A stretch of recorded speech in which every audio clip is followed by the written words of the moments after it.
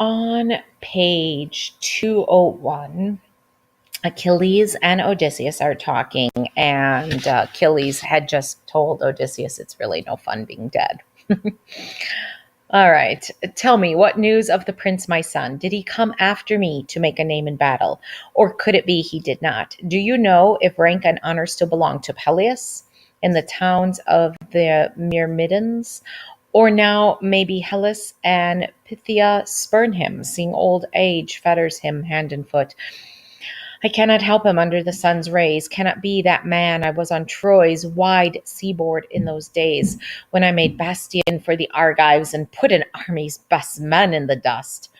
Were I but whole again, could I go now to my father's house, 1 hour would do, to make my passion and my hands no man could hold hateful to any who shoulder him aside.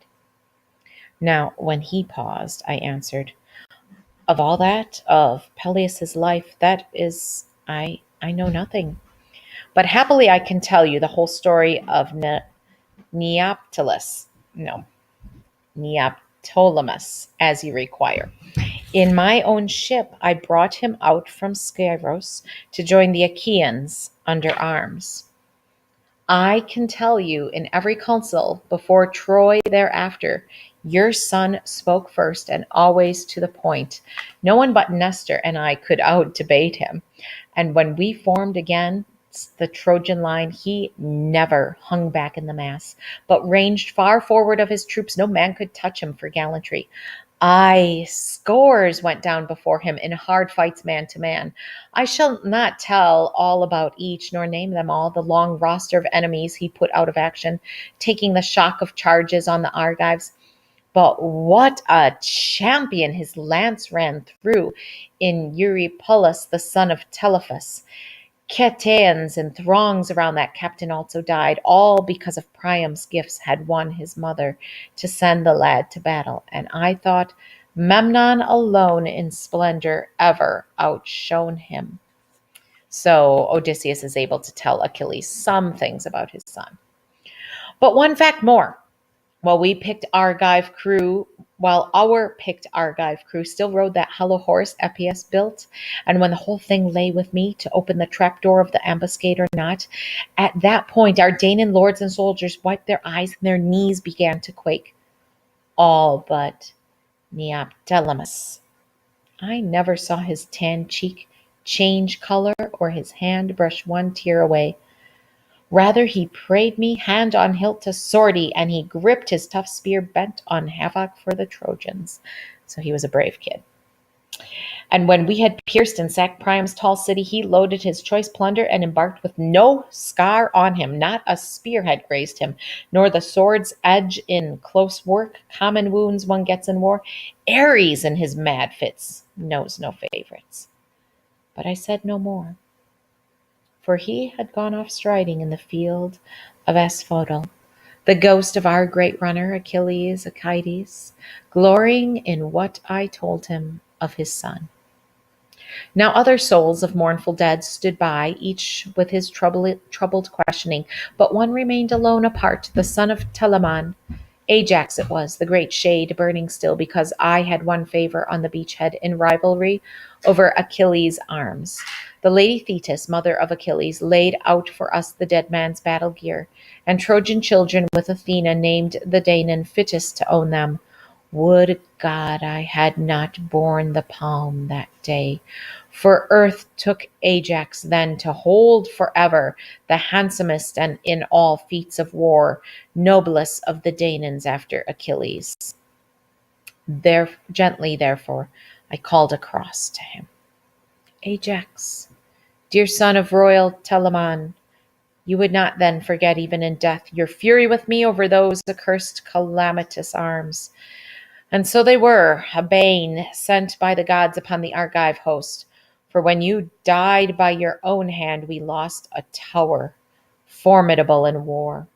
All we Achaeans mourn you forever, as we do Achilles. And no one bears the blame but Zeus. He fixed that doom for you because he frowned on the whole expedition of our spearmen. My lord, come nearer, listen to our story. Conquer your indignation and your pride. So these guys, after Achilles died, had fought over Achilles' armor. And Ajax was able to get them, but there was this grudge that was continued to be held and still is held even in death here. Bottom of page 203. But he gave no reply and turned away, following other ghosts toward Erebus. Who knows if in that darkness he might still have spoken? And I answered, but my heart longed after this to see the dead elsewhere. And now there came before my eyes Minos, the son of Zeus, enthroned, holding a golden staff, dealing out justice among ghostly pleaders arrayed about the broad doorways of death. Well, you know what? I didn't mention that. So, will it fit? It might. Minos judges the dead.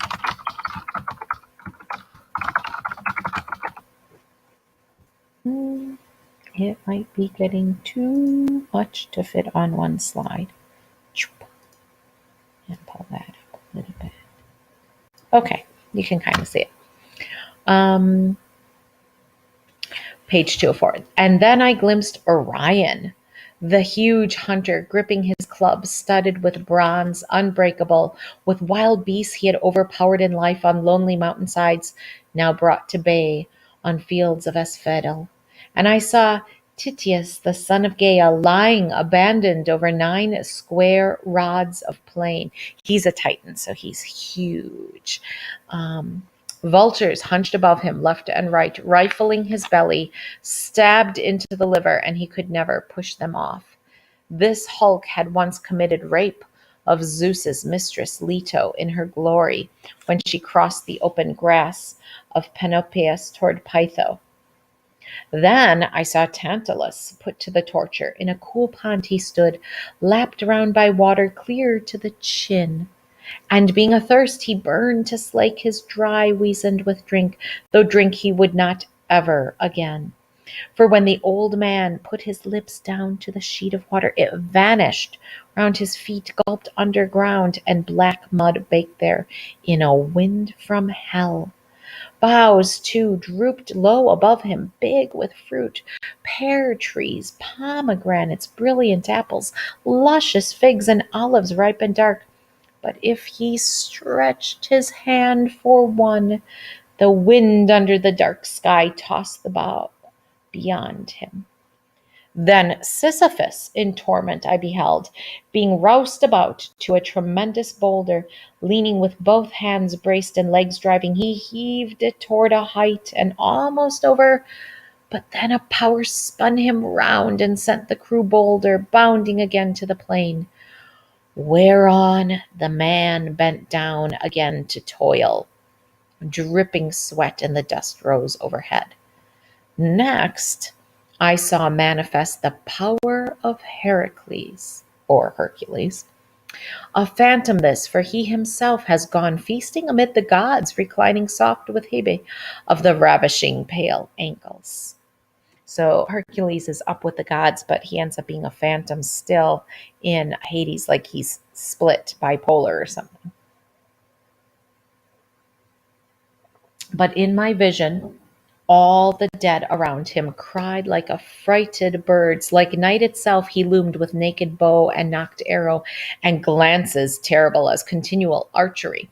My hackles rose at the gold sword belt he wore, sweeping across him gorgeous intaglio of savage bears, boars, lions with wildfire eyes, sword fights, battles, slaughter, and sudden death. The smith who had that belt in him, I hope he never made and never will make another.